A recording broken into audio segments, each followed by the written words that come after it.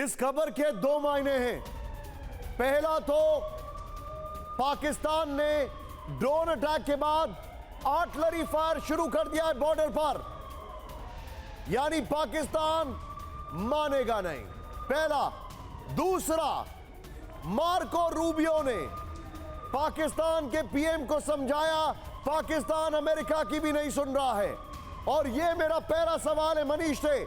Manish, Marco Rubio, उनसे उनकी बात हुई एस जयशंकर से, उसके बाद पाकिस्तान ने यह अटैक शुरू कर दिया है बॉर्डर पर।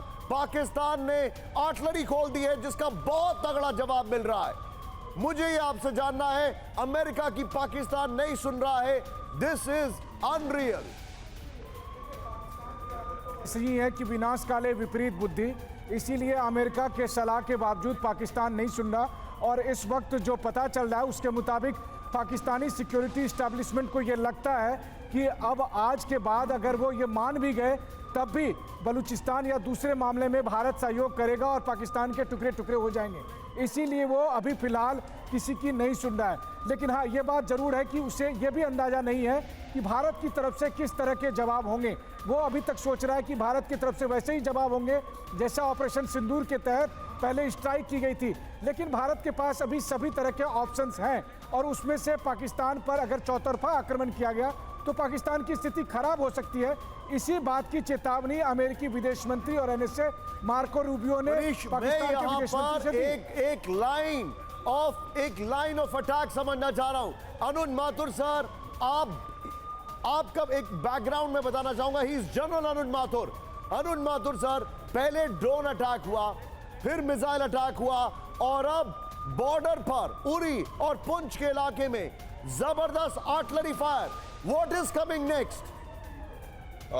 निशांत, मेरे हिसाब से मैं इसको एक शेपिंग द बैटलफील्ड का नाम दूंगा, क्योंकि ये बहुत इंपॉर्टेंट टर्मिनोलॉजी है मिलिट्री पार्लेंस में। और जब भी कोई हमला होने वाला होता है, ग्राउंड अटैक, उसके पहले आप अपने तमाम हथियारों को इस्तेमाल करके बैटलफील्ड को शेप करते हैं ताकि वहां पर जो असॉल्टिंग ट्रुप्स हैं उनका मूवमेंट, उनका जो एक्शन है वो आसान हो जाए। एक सेकंड सर, उससे पहले लाहौर, इस्लामाबाद, बहावलपुर और सियालकोट में हमने पाकिस्तान को डी शेप कर दिया है। अब क्या करेंगे वो? मैं वही कह रहा था। लेकिन ये लाइन ऑफ कंट्रोल के पास जो इस प्रकार का आर्टिलरी का हमला और ये सब होता है, उसकी वजह ये होती है कि लाइन ऑफ कंट्रोल के काफी नजदीक उनके ट्रुप्स हैं। और अगर if they want to escalate to that level कि आपने ग्राउंड ट्रुप्स को भी उसमें इस्तेमाल करना चाहेंगे, तो उस वजह से वो उन्हीं जगहों पर इस प्रकार के हमले करने शुरू करते हैं। थोड़ी देर पहले भी मैं समझा रहा था, पहले पूरा फ्रंट एक्टिवेट किया और अब वो जो उनका एरिया ऑफ इंटरेस्ट है उसके ऊपर कॉन्सेंट्रेटेड एक्टिवेशन हो रहा है। इसके लिए वो एयर, ड्रोन। तो सर आप ये कह रहे हैं कि ये पूरा एक्टिव करने के बाद पाकिस्तान का एरिया ऑफ फोकस उड़ी और उस तरह के उसके आसपास के इलाके हैं और वहां पर इस वजह से हम ये हैवी आर्टिलरी फायर देख रहे हैं। बिल्कुल, मैं यही कहना चाह रहा हूँ। देखिए, उसमें क्या होता है कि अब अगर उनको इंटरेस्ट यहाँ पर देना, पूरे फ्रंट के ऊपर कोई भी ना हम ना वो, तो किसी के पास भी इतनी काबिलियत नहीं कि पूरे फ्रंट पर हमेशा लड़ाई चलते रहे। तो वो पूरा फ्रंट एक्टिवेट करते हैं, फिर उसके बाद अपना जो एरिया ऑफ इंटरेस्ट है। और पाकिस्तान की कमजोरी जो मुझे इसमें नजर आ रही है वो ये है कि वो बिल्कुल प्रेडिक्टेबल है।